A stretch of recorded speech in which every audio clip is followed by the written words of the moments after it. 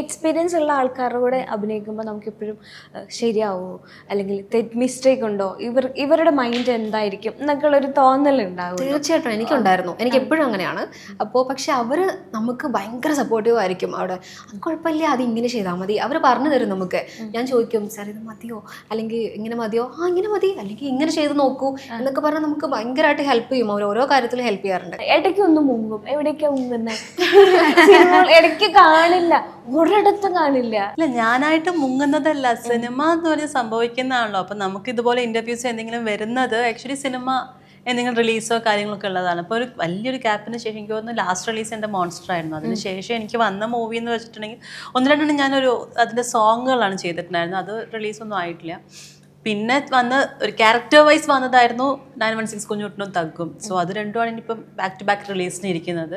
So അതുകൊണ്ട് നിങ്ങളുടെ അടുത്തേക്ക് വീണ്ടും വരുന്നത് എന്തെങ്കിലും ഉണ്ടെങ്കിലല്ലേ നിങ്ങളുടെ അടുത്ത് വന്നിട്ട് കാര്യം. സാധാരണ ആർട്ടിസ്റ്റുകൾ സോഷ്യൽ മീഡിയയിലെങ്കിലും ആക്റ്റീവ് ആയിരിക്കും, അല്ലെങ്കിൽ മറ്റെന്തെങ്കിലും മീഡിയയിൽ ആക്റ്റീവ് ആയിട്ടുണ്ട്. ഞാൻ എൻ്റെ ഇൻസ്റ്റാ ഹാൻഡിൽസ് ഒക്കെ എപ്പോഴും ആക്റ്റീവ് ആയിട്ടുണ്ട്. പിന്നെ എന്താന്ന് വെച്ചാൽ നിങ്ങൾക്ക് വേണ്ട കണ്ടന്റ്സ് ഒന്നും ഇല്ലാത്തത് കാരണം നിങ്ങൾ എന്നെ പ്രൊമോട്ട് ചെയ്യുന്നില്ല. അതുകൊണ്ടായിരിക്കാം മേ ബി കാണുന്നത്. കാരണം നമ്മൾ ഒരു ബാക്ക് ടു ബാക്ക് ഇപ്പം ഒരു കണ്ടന്റ് ബേസ് ആണല്ലോ ഡെഫിനറ്റ്ലി സോഷ്യൽ മീഡിയ എന്ന് പറയുന്നത്. അപ്പം ആളുകൾക്ക് ആവശ്യമുള്ള കണ്ടന്റ് അല്ലെങ്കിൽ അത് നിങ്ങൾക്ക് കൊടുക്കുമ്പോഴേ നിങ്ങൾക്കും റീച്ച് ഉള്ളൂ. അപ്പം അത്തരം കാര്യങ്ങളായിരിക്കും നിങ്ങളും പ്രൊമോട്ട് ചെയ്യേണ്ടാവുക അല്ലേ. അപ്പം അത്തരം സാധനങ്ങൾ ഞാൻ ചെയ്യാത്തതുകൊണ്ടായിരിക്കാം മേ ബി കുറേ ആയിട്ട്. പക്ഷെ ഞാൻ ഇവിടെ ലൈവായിട്ട്. നിങ്ങൾ 3 പേരും കോമ്പിനേഷൻ സീൻസ് ഉണ്ടോ? ഇല്ല, ഞങ്ങൾ തമ്മിലില്ല. അല്ല, ഇതില് ഒരു പ്രധാന കാര്യം എന്ന് വെച്ചാൽ ഈ പറയുന്ന ആർട്ടിസ്റ്റുകളായിട്ടൊന്നും അധികം നമ്മൾക്ക് 3 ആൾക്കും കോമ്പിനേഷൻ സീൻസ് ഒന്നും വരുന്നില്ല. ഇപ്പൊ ധ്യാൻ ചേട്ടന്റെ വൈഫായിട്ടാണ് ഞാൻ ഈ ഒരു സിനിമയിൽ ക്യാരക്ടർ ചെയ്യുന്നത്. പക്ഷെ ഞങ്ങൾക്ക് പോലും അധികം കോമ്പിനേഷൻ സീൻസ് ഒന്നുമില്ല. പക്ഷെ ഞങ്ങള് സ്ക്രീനിൽ പ്രസൻസ്, ഞങ്ങളുടെ പ്രസൻസ് എപ്പോഴും ഉണ്ട്. ഇപ്പൊ ധ്യാൻ ചേട്ടനാണെങ്കിലും ആദ്യം മുതൽ അവസാനം വരെ ധ്യാൻ ചേട്ടന്റെ പ്രസൻസ് ഉണ്ട്. അതെ, ക്യാരക്ടറിന് ഇമ്പോർട്ടന്റ് ഉണ്ട്. പക്ഷെ ഇല്ല, ഞങ്ങൾ കോമ്പിനേഷൻ സീൻസ് ഒന്നുമില്ല. അപ്പൊ സതീഷാണെങ്കിലും അവളായിട്ടും എനിക്ക് കോമ്പിനേഷൻ സീൻസ് ഒന്നുമില്ല. ഒന്നുണ്ടല്ലേ മാരേജ്, അത് മാത്രമേ ഉള്ളൂ. പ്രത്യേകിച്ച് ഒന്നുമില്ല. നമ്മൾ ഈ കോമ്പിനേഷൻ സീൻ ഇല്ല, പക്ഷെ നിങ്ങൾ സ്ക്രീനിൽ വരുമ്പോൾ ഒരുമിച്ചായിരിക്കും. അപ്പൊ ആൾക്കാരിങ്ങനെ ചോദിക്കുമ്പോൾ പറയാനായിട്ടൊരു എന്ത് പറയും എന്നുള്ളൊരു തോന്നൽ ഉണ്ടാവില്ലേ? ആ ഒരു തോന്നലുണ്ട്. ഞങ്ങൾക്ക് ഇത്രേ പറയാനുള്ളൂ. കുറച്ച് ദിവസം കൂടെ വെയിറ്റ് ചെയ്താൽ സിനിമ റിലീസാവും. അപ്പൊ നമുക്ക് എല്ലാം അവിടെ വെച്ച് കാണാം അല്ലേ.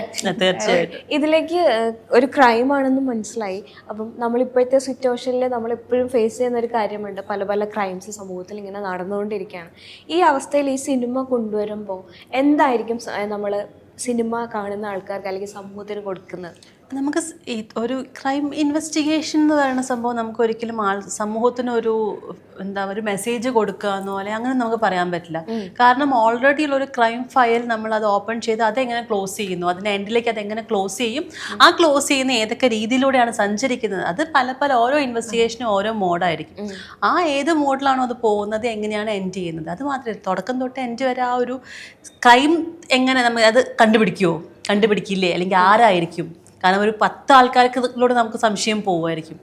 അപ്പോൾ ഈ 10 ആളിൽ ആരാണ് ആ മെയിൻ ആയിട്ടുള്ളത് എന്നറിയാനുള്ള, അല്ലെങ്കിൽ എന്താണ് സംഭവിച്ചത്, അതായത് സിനിമ തുടങ്ങുമ്പം എന്താണോ പറയുന്നത് അത് എൻഡിൽ കിട്ടുന്നുണ്ടോ എന്നുള്ളതാണ് ക്രൈം ഇൻവെസ്റ്റിഗേഷൻ, ക്രൈം ജോണേഴ്സിൻ്റെ ഒരു ഇതെന്ന് പറയുന്നത്. അപ്പം ആ ഒരു സംഭവം അല്ലാതെ നമുക്കൊരു മെസ്സേജ് കൊടുക്കാനോ അല്ലെങ്കിൽ ഇത് കണ്ടിട്ട് നമ്മളിത് ചെയ്യരുത് അല്ലെങ്കിൽ ഇത് ചെയ്യണം ഇങ്ങനെ ആയിരിക്കണം എന്ന് പറയാനോ ഒന്നും പ്രത്യേകിച്ച് അങ്ങനെയൊന്നുമില്ല. കാരണം എൻ്റെ ഇതിലിപ്പോൾ ക്യാരക്ടർ എന്ന് വെച്ചിട്ടുണ്ടെങ്കിൽ CI പരലോകം പുള്ളിയാണ് ഇതിൽ മെയിൻ ലീഡ് ചെയ്യുന്നത്, ദേവ് എന്ന് പറഞ്ഞിട്ട്. അപ്പോൾ ദേവിൻ്റെ ക്യാരക്ടറിനെ സപ്പോർട്ട് ചെയ്ത് ദേവിൻ്റെ വൈഫിൻ്റെ ക്യാരക്ടറാണ് ഞാൻ ചെയ്തിരിക്കുന്നത്. അപ്പം ആളുടെ ഫാമിലി, അപ്പം ഒരു ഇൻവെസ്റ്റിഗേഷൻ എടുക്കുന്ന ഒരു CI ആൾക്കുള്ള പ്രഷറും കാര്യങ്ങളും ഉണ്ടാവും. അപ്പോൾ അത് ഫാമിലി ലൈഫിന് എങ്ങനെ, അല്ലെങ്കിൽ അത് സപ്പോർട്ട്. അപ്പോൾ അതിലൊരു മെസ്സേജ് ഉണ്ടോയെന്ന് ചോദിച്ചാൽ അത്തരം ഒരു ആളുടെ കൂടെ എങ്ങനെയാണ് ഭാര്യ നിൽക്കേണ്ടത്, ആളുടെ പ്രൊഫഷൻ മനസ്സിലാക്കി, അല്ലെങ്കിൽ അല്ലേ. അപ്പം നമ്മൾ പറയുന്ന ഓരോ ക്യാരക്ടറിനും ആ ഓരോ കുടുംബം എടുത്താലും അല്ലെങ്കിൽ ഓരോരോ ക്യാരക്ടർ എടുത്താലും ആ ക്യാരക്ടർ പറയുന്ന ഓരോ മെസ്സേജുകളുണ്ട്. അത് നമ്മൾ മനസ്സിലാക്കി, നമ്മൾ ആർക്കും പറഞ്ഞു കൊടുക്കുന്നില്ല ഞങ്ങൾ ഇതാണ് പറയുന്നത്. അത് കാണുന്ന പ്രേക്ഷകർ അത് എങ്ങനെയാണോ വിലയിരുത്തുന്നത്, അതാണ് അതിൻ്റെ എൻഡ് എന്ന് പറയുന്നത്. അൾട്രാ മോഡേൺ കിച്ചൺ ഡിവൈസസ്, ഒരു കിച്ചണിൽ വേണ്ട എല്ലാ ലേറ്റസ്റ്റ് ബ്രാൻഡുകളും ഇവിടെയുണ്ട്. ലോകോത്തര ബ്രാൻഡുകൾ, original products, wide range. MyG future. WhatsApp വഴി ഇംഗ്ലീഷ് പഠിക്കാൻ ഇംഗ്ലീഷ് കഫേ ഉള്ളപ്പോൾ ഇംഗ്ലീഷ് ഒരു വിഷയമേ അല്ല. English cafe, we present you the perfect English.